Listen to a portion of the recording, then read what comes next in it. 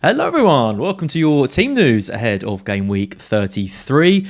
It's all happening, Neale. Manager sackings, Arteta giving us some nonsense about Lacazette, other injuries. It's an exciting one, this one. It is indeed. Unfortunately, with it being a bit of a mixed bag in terms of FA Cup presses and Premier League press conferences and the Europa League last night.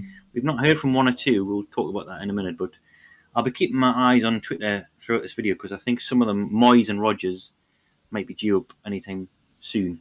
And Pep's up at 4:30 as well for City's FA Cup presser. We'll not be on air for that, of course, but anything that we find out from that, we'll bring you later on the site.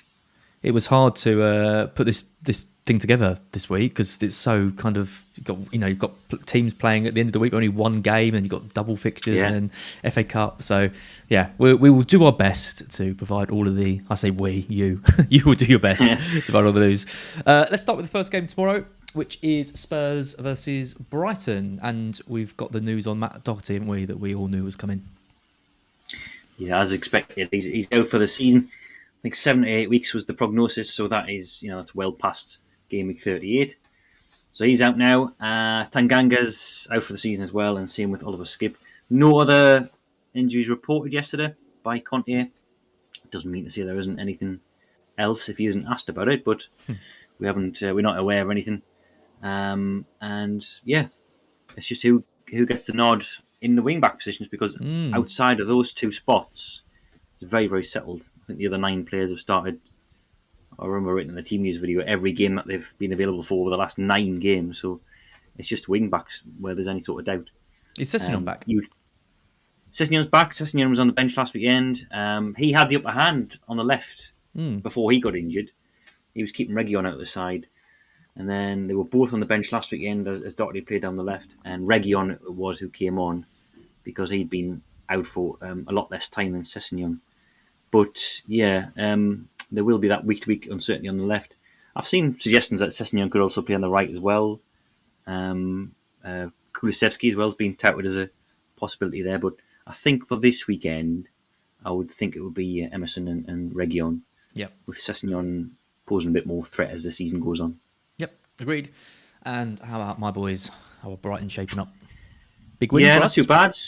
Yeah, out of nowhere. So it'd be interesting to see what he does because it was such a weird. I was trying to read up on the formation he was playing. It's 3-5-2 meets sort of 3-3-3-1. It was an odd setup with like 5 central midfielders in there, but it worked and they were very good against Arsenal. Deservedly won. Team news wise, nothing really much to report. Moda we knew about. Jakob Moda, he's out for the season. Alzati and Duffy are the fresh concerns. They were benched last weekend anyway, so. Nothing serious that's going to affect the starting 11. Alzette is ill. Duffy's got, I think it's a thigh problem. And Adam Webster made his return last weekend as a substitute. So, other than that, they are, I think, fighting fit. Nice. Okay, that's a nice easy one. United versus Norwich. Lots of investment in United. Free hits being played to tap into Ronaldo and Fernandes and all that. But they've got some injuries. They have. They've got 5 to be specific. All of these are out, so they're not just concerns, they are red flagged in FPL. I suppose the most notable one is Shaw. He's out for, could be this season. It's 4 or 5 weeks he's going to be out for, and Ranić said he's going to be touch and go for basically game week 38. Cavani's is a notable absentee as well because of the double game week, or double game weeks plural perhaps, because it's a possibility that Man United get double game week 34 as well. Cavani's out. Now, I think I saw a return date at the beginning of May penciled in for him, so that would be enough for Ronaldo to play both double game weeks. It's not to say he won't be rested in one of them, of course. You've got Rashford who could play up there, amongst others. Bruno as well has played up there. But yes, for this weekend and probably for game week 33 as a collective, because there's 2 fixtures, Fred, Cavani, Shaw, Varane and McTominay are the players injured. So the team almost picks itself, with the exception of 1 or 2 spots. So Rashford v Elanga, Darlow v Wan-Bissaka. Other than that, you would think it'd be pretty settled with Pogba playing alongside Matic. Yeah, maybe Fred and McTominay out's interesting because that's like kind of the first choice midfield. Yeah, McFred as it was. Yeah, I mean to be fair, Matic has done all right in in recent games, mostly in Europe when he's come on and made an impact. But it does mean that Pogba's going to be playing deep, not providing that extra midfield shield that McTominay and Fred do. So that's good news for Liverpool on when is it? Tuesday, I think it is. Yep. And how about Norwich? Not a lot of investment in them, but big win for them. Yeah, very big win. Yeah, it's 2 games unbeaten and two clean sheets in a row as well. They've got 3 out for the season, so that's Kabak, Adam Ida, and Omobama Daly as well. Brandon Williams can't play this weekend, of course, because he's a loanee from United and he's ineligible. And the game comes too soon for Josh Sargent as well, who's had his predictive boot off. But otherwise, they're okay. I think Gilmore's back from illness. Plashett as well, back from an ankle problem. And otherwise, it's as you were. Yep. Okay, next. Interesting on this one, Southampton versus Arsenal. All talk about Arsenal and their formation, their tactics. Obviously, Xhaka played at left back. It was a complete disaster. So we're all a bit worried about that. And Neil, what's going on with Lacazette? Come on, give me some good news, please. Well, I mean, the quote from Arteta was fairly positive. And he said he's got a good chance of featuring this weekend. Now, that came after a couple of questions on him from reporters. He's been absent from training this week. I think I've seen suggestions that it was at least 2 sessions, possibly 3. And Arteta would only say personal reasons. So that would either suggest something off the field, or it might suggest COVID, because some managers are very sort of coy when it comes to coronavirus tests. Seem to be adhering to some sort of anonymity thing, whereas others are quite freely talking about who's been infected. That COVID suggestion or an illness was furthered by one of the Arsenal reporters. I think it was James Benj. I might be wrong. I might be another one, but anyway, he's well placed. He's suggesting that Lacazette was feeling unwell this week, hence he's absent from training.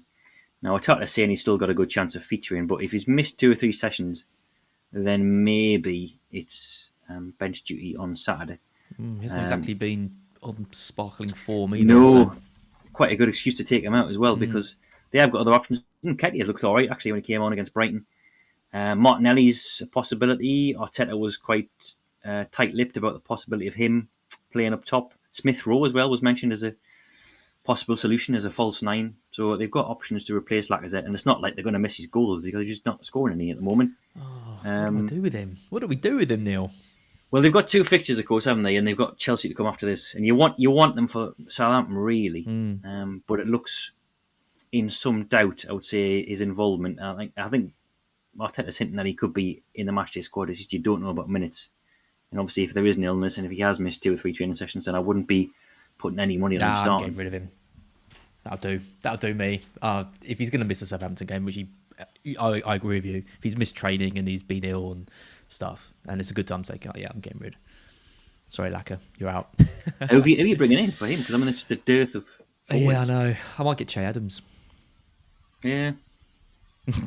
even he. I mean, we'll talk about Southampton in a minute, but what's Hasenhüttl going to do? How's he going to react to a 6-0 pace? I mean, Adams is looking all right. He's still getting the chances and that. But I had a look at the previous 2 times they've been hammered as well. So the 2 9-0s, Hasenhüttl made 3 changes the first time and then 4 changes the next game. So not wholesale alterations. He didn't change the entire 11.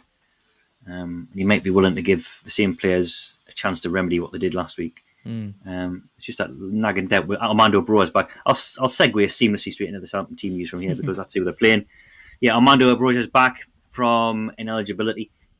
He couldn't face Chelsea last weekend, of course. Other than that, I think everything's pretty good. Lianco, McCarthy, Shane Long have all been back in full training. They were the 3 absentees last weekend. Might be too soon for Lianco in terms of match fitness, but injury-wise, Hasenhüttl only reported 1 or 2 smaller issues from Thursday's training session, which he said yesterday he doesn't expect that'll lead to any absentees. Couldn't say for certain, but just minor twinges, I think. Yeah. Just quickly on Arsenal, do we know about Partey and what's yes, we do. Yeah, sorry, we're talking so much about Lacazette. He's out probably for the season. Oh wow, it sounds bad. Yeah, the initial prognosis is being followed up by a secondary assessment, and Arteta saying they're not very optimistic about this. Could be season ending. It's the same with Tierney, of course. Tomiyasu, I think, still out for this, but he wasn't really mentioned much, Tomiyasu. Previously, Arsenal said he was in line to return to training after the Southampton game. So, a possibility for the Chelsea match, but we've said this for literally months now. Tomiyasu's been not quite ruled out. He's just been managing his calf problem, and I wouldn't put any money on him being back for next Wednesday. Yep. Cool. Okay. Watford next against Brentford in form. Yeah. Yes, in Brentford, yeah. Sod's law, really, because, as I said last week, they're the one team who definitely won't get a double between now and the end of the season. So we're all overlooking them. Yeah. We're completely ignoring them. You know, they're one of the form teams in the division, scoring for fun, and offering us a forward who's in form, and we're just completely ignoring him, Ivan Toney. So, yeah, Brentford, team use-wise, all good, apart from Frank Onyeka, who's out for a few weeks more yet. Josh De Silva's back, so is Pontus Jansson from illness. Watford, 4 new injuries to report. The most significant one from FPL is Cucho Hernandez, who was all too briefly the budget forward of choice, and now he could be out for the season as well. He's facing a race against time to be back for even the final few games, according to Hodgson this afternoon. It's a hamstring problem, severe enough to keep him out for the next month or so. So he's out. 3 of the more minor ones, and they're all sort of backup options. Samuel Kalu with an ankle issue, Troost Ekong got a hamstring problem, and Sierra Alta's got a minor calf twinge. They were all reserves last week, and they're all out this weekend. Yep. Anything? You've done Brentford? Brentford was quick. I have. Yeah. You have done Brentford. Nice. Cool. Yeah, maybe someone's saying in the chat Ivan Toney's a better switch from Laka. Maybe that is. Maybe it's better than Che Adams. We are definitely overlooking them. Okay, your team next. Newcastle, another team that is getting heavy investment with the double game week, both games at home. Yeah, and particularly attractive fixtures. I mean, Leicester and Palace both know how to score, but as has been well documented by now, they've both got cup fixtures, or both had cup fixtures 3 days before they travelled to Newcastle. So with Leicester, it was Thursday night in Europe, and with Palace, it's the FA Cup semi-final on Sunday. So, yeah, probably Newcastle's double is the best of a bad lot. Team news-wise, pretty okay. Better news on Fraser and Willock than what we were expecting, certainly what I was expecting. Trippier and Wilson are still out. Willock and Fraser are certainly not out of Gameweek 33, which is what we thought. Willock's even in contention to feature this weekend. He's been back in training. He's been having a niggling knee issue for weeks. And based on what Howe said last weekend, I thought he was going to be sort of not risked for a while now, but back in training and in contention for this weekend. Fraser, there's a little bit more doubt about, but Howe didn't completely rule him out. He said that a scan has shown only a very small problem, so he isn't expected to be sidelined for too long. And then, as I said, didn't categorically rule him out of the visit of Leicester on Sunday, but I would think they maybe wouldn't take any risks with Fraser if it is a muscular issue. He could still come back into contention for the Palace game, perhaps. But Willock, fitness maybe not so much a problem, but the fact that the midfield trio performed so well against Wolves, Bruno especially, I would think that Howard would reward those three players with another start. So I wouldn't expect starts from either of those two this weekend. I asked you about your opinion on Bruno as an FPL option, hoping that you'd just tell me don't go there, DM, awful. You were quite positive about him, and it's yeah, I mean, probably not what I need to hear. I mean, some of it I'm willing to admit is just I'm in love with the guy already because he's such a step up in class from what we've had, and that's not dismissive of Joe Linton or Shelby, who've been very, very good for us lately. Same with Willock. Bruno just doesn't belong in Newcastle. It's clear why he's here. Like the money talks. But you can't doubt his commitment. He's just such a clever player. And as I said to you, he's not playing as or hasn't been playing as the number 6, which is where Shelby is. Shelby's this stationary sort of midfield access, just sits there spraying passes around. Bruno has been getting up and down a bit more. Yes, he does come deep. Yes, he does collect the ball and do the dirty side as well. But I wrote a piece on the free hit midfielders and put in a few examples from the Wolves game where he was getting forward into the box on a few occasions, was heavily involved in the disallowed Wood goal, was in line for a shot if Wood hadn't won that penalty, shot narrowly wide towards the end of the game.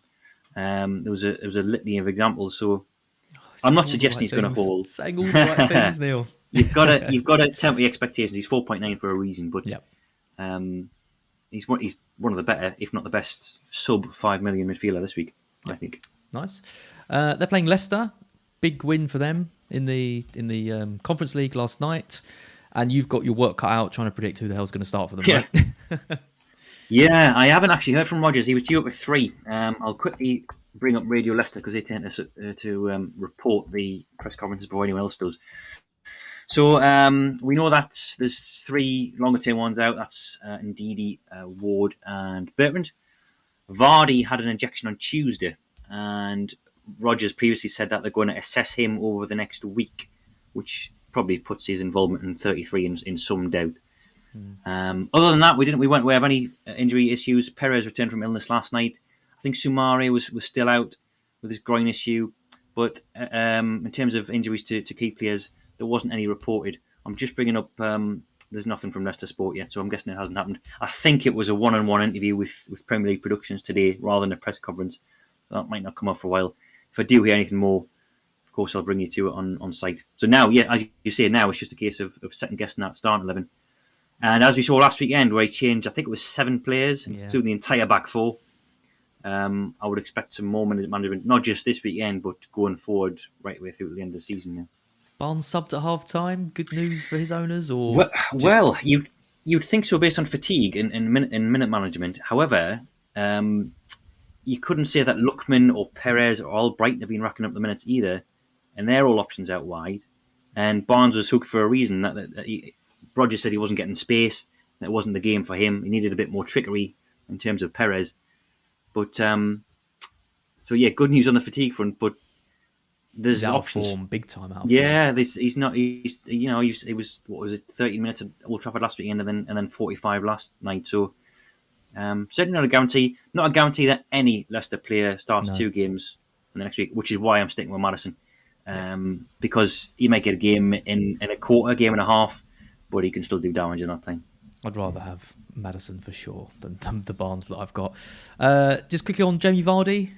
I've got something about he had an injection and he's when he's going to be back. You were clearly listening because I just mentioned that but he had an injection on Tuesday. Sorry, Neale, I'm not with it today. People tend to drift off when I talk. Vardy, he had an injection on Tuesday, and Rodgers says they're going to assess him over the next week from that point. So that does put his involvement in some doubt, I think, for 33. I'm blaming the bank holiday for my lack of attention. Okay, the big one, big news then. Obviously, West Ham, we don't have anything for, I believe, but they're playing Burnley, and we do have the big news from them, which is Dyche getting sacked. I'm still in shock a little bit. I think it's a amazing risk to get rid of him. Even if they do go down, we were saying before we came on, we think he's the best person to bring him back up straight away. Yeah. Who do they appoint? Lots of people saying Allardyce. I mean, it could well be, but what does that mean? What does that mean, most importantly, Neale, for Connor Roberts? Yes, that's the question on everyone's lips, isn't it, this weekend? Well, we don't know, basically. So Mike Jackson, not to be confused with the pop singer or the Army General, is in temporary charge, along with, I think, a cluster of players, including Ben Mee. Ben Mee's involved in the managerial decisions. So I had a brief look at his get him in and put himself up front. Yeah, that's what I'm thinking that. In terms of Jackson's managerial previous, it's very, very little. It was Tranmere and Shrewsbury, and then he's been under 23s coach at Burnley, where he's played, surprise, surprise, a 4-4-2. So the Burnley DNA is running through his veins clearly. We don't know who his preferred personnel are. I don't think he's going to change. Rip up the strategies and tactics of Dyche in a couple of days. I mean, it was a shock to the point where I think the players were told this morning, and Dyche's presser was listed today, so it wasn't even known about this morning when I got the list through. So I don't think he's going to change a whole number of things. There might be a couple of personnel changes. We don't know who he favours. Maybe he'll go back to basics with sort of experienced players. Cork could maybe come in. Vidra impressed off the bench last weekend, is a possibility to feature. The fact is, we just don't know who he's going to prefer. This committee of managers with Jackson at the helm. But injury-wise, I mean, Dyche's last update, which was last week, he said that Mee and Peters would have an outside chance of featuring in this match. And when Baisha's outside chance, it's generally not good news. And the fact that Mee's involved in managerial decisions maybe thinks he's going to be off the pitch as well. Goodmanson's longer term. So yeah, it's a guessing game as to which personnel he picks. I mean, we were discussing why he got the sack, and seeing that Burnley's got these newish American owners who maybe aren't quite aware of his legacy and what he's done in bringing them up through the divisions, and a bit more trigger happy with the sackings as the previous regime was. So it could go either way. It could sink them, or it could provide this new manager bounce, which is what we hope for as FPL managers, the long-suffering Weghorst and Pope owners. We may get a bounce, but it's certainly not a given. Weghorst needs a hell of a boost. He needs a Zebedee-style bounce. Liverpool next, through the Champions League, FA Cup game, really important fixtures to come, loads of games for them, important games as well. Rested everyone, didn't they, in the match against Benfica? Was Benfica they played? They did. Yeah, they did. Yeah, I'll just briefly go back to West Ham because I didn't really cover West Ham in that Burnley game because there's been no press conference from Moyes yet. It was down for 2:30. We haven't had it yet. This is no doubt due to the Europa League last night. So the injuries we were aware of were Zuma, who was ruled out of last night with a ankle problem, I believe, twisted his ankle. And I wouldn't put any money on him being back this weekend. So it could be Diop in alongside Dawson, as was. Yeah, exactly. So it sounds very unlikely to be back for this. I think Ogbonna was the only serious issue. On to Liverpool.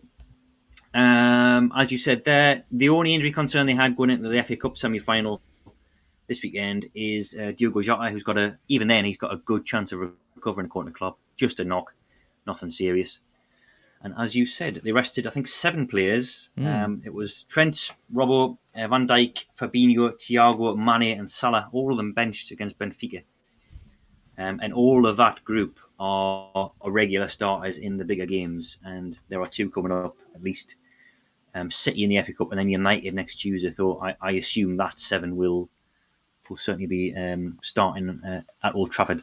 And then who joins them? I guess it's, as I said in the team news tab, maybe that knock actually benefits Jota in terms of Gameweek 33 because you might get risked against City, maybe on the bench, and then comes back in perhaps for that Man United game. But whereas I think there's more doubt with the City lineup next week against Brighton, you can be pretty sure that Klopp's going to go strong against United. Yeah. Yep. And the final team we have is Chelsea, who are also in the FA Cup action against Palace, and they will have a double game week if they win next week.